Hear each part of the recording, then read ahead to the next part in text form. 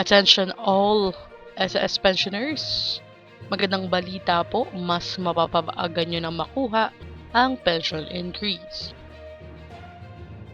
Magandang araw po sa ating manonood and welcome po muli dito sa ating channel na Chaza Infos and Updates. Alam niyo po bang may magandang balita para sa mga pensyonado ng Social Security System or SSS matapos ipahayag ang mas maagang pagpapatupad ng dagdag pensyon ngayong 2026.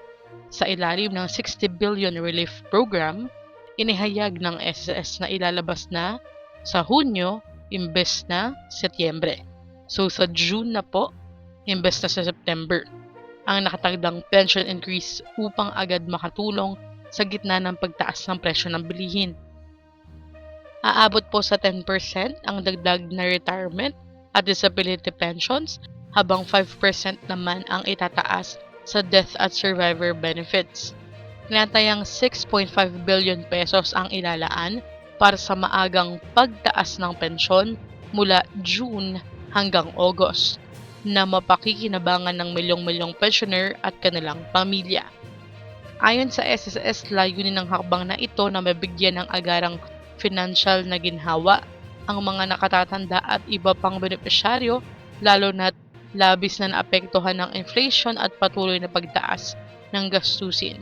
Dagdag pa ng ahensya, patuloy nilang palalakasin ang mga programang tutugon sa pangangailangan ng mga pensioner upang matiyak ang sapat na napapanahong suporta. Ito po ay bahagi pa rin ng 3-year pension increase rollout na 10% at 5%. Kaya naman magandang balita siya kasi imbes na maghintay pa po kayo ng dagdag na pensyon sa September, papaagahin na po siya sa June 2026. Ano po ang inyong reaksyon dito? I-comment nyo na po sa baba. Hanggang dito na lamang po muna. Ito ang Chaza Infos and Updates. I-like, share, and subscribe para kayo ay updated. God bless po and have a nice day.